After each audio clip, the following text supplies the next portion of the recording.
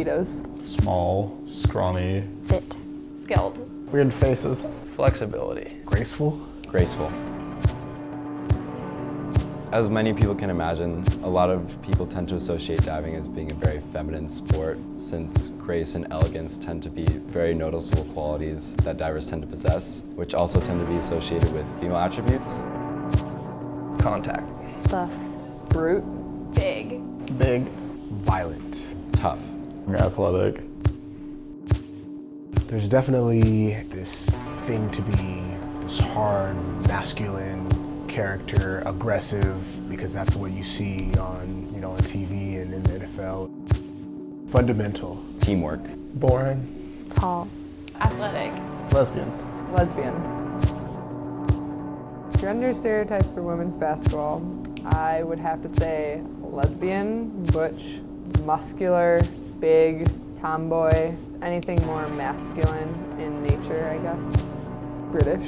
Scoring. Violent. Painful. Aggressive. Intense. Lesbian. Field hockey is predominantly a girls' sport, especially in the United States, whereas that's really not the case in Europe. So I think people just tend to think that because girls play field hockey and they have to wear the skirt, that boys shouldn't be allowed to play. Most people have this belief that a lot of field hockey players are lesbians as well.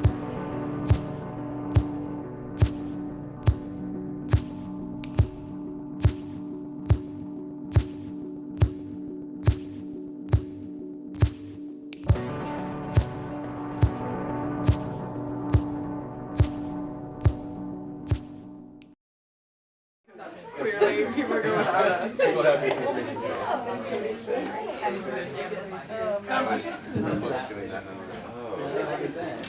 I've been to a couple things.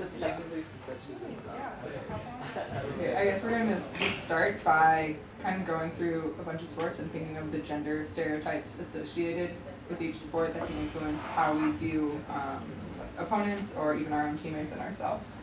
So I guess I can start.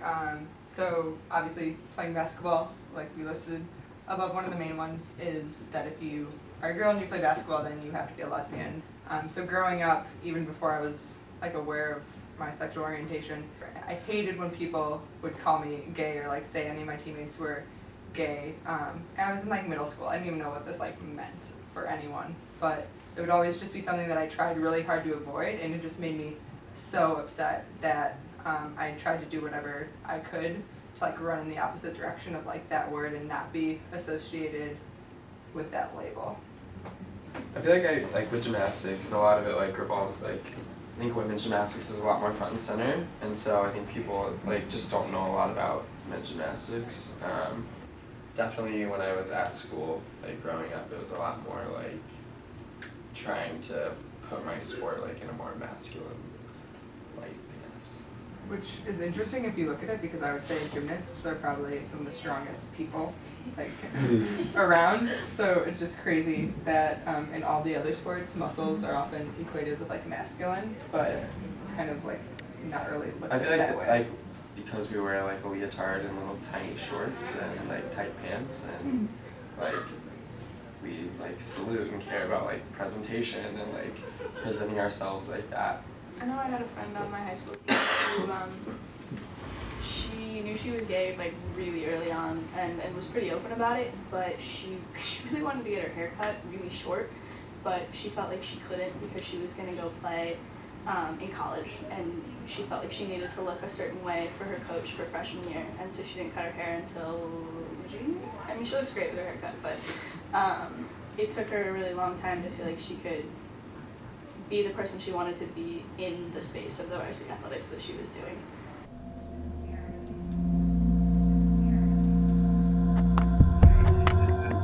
STAT was an organization that Tony, myself, Annie Graham, who's on the club soccer team, and Smriti Sridhar, who's also on the women's rugby team. And we started this last year as a group to promote safe spaces for LGBT and allied athletes, varsity and club, at Stanford.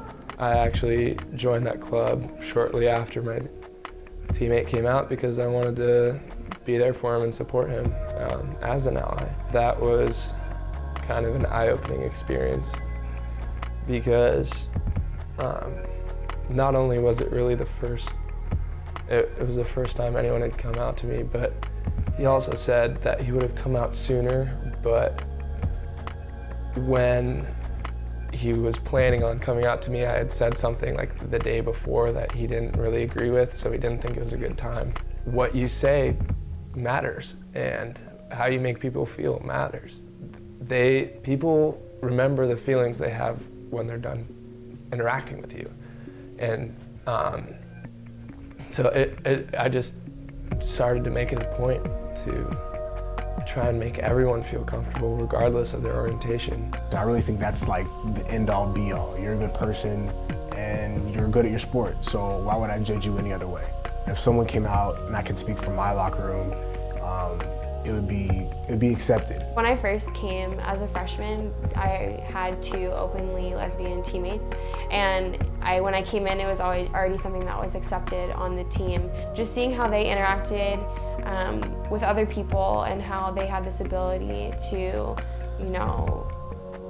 just help other people feel accepted, that was something that I wanted to pass on to other people here at Stanford. That has certainly translated to this era of the team, but at the same time I almost feel in a way that I need to associate more with the stereotype in a way, because I feel like some people on my team have kind of just haven't had to face those questions that we as a team had to face earlier, and so I think I've had to actively remind my teammates to be cognizant of what they're saying and how they're acting, to make sure that everyone, whether they're on our team or whether they're athletes on another team, that they always feel respected when we are around them.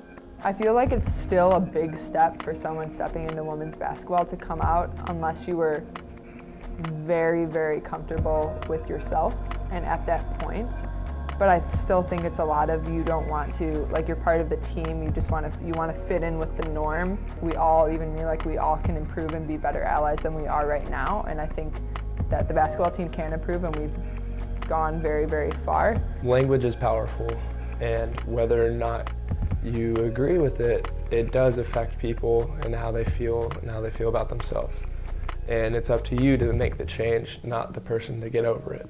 And I've noticed our team is really focused on eliminating insensitive language and began really showing some support towards the gay community. The stereotypes make us hyper aware, I think, of how we portray ourselves, especially on TV games. Everyone wears the same basketball uniform, but there's I know one teammate wears a bow in her hair, a lot of us are conscious of having our nails painted.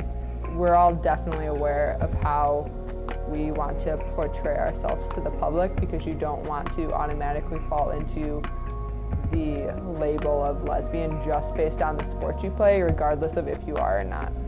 Personally, I don't feel like I need to compensate for anything. I'm very much comfortable with the way that I feel about my masculinity or sexual identity, but I can definitely understand how guys on the team may feel like they need to compensate for the sort of femininity associated with the sport and kind of put on a more masculine veneer. As soon as I walk on the deck, I know I'm at a safe space. Anything goes. It's very much a place where you can say what you want, pretty much be who you want to be, and dip into whatever sort of masculine, feminine identity that is comfortable with you. There's that stereotype that if a player did come out, they're more feminine than the other players, which might not even be the case at all, but just for that person to avoid it completely, they might not come out at all, just so they can uphold their own mindset, their own persona about being this tough guy.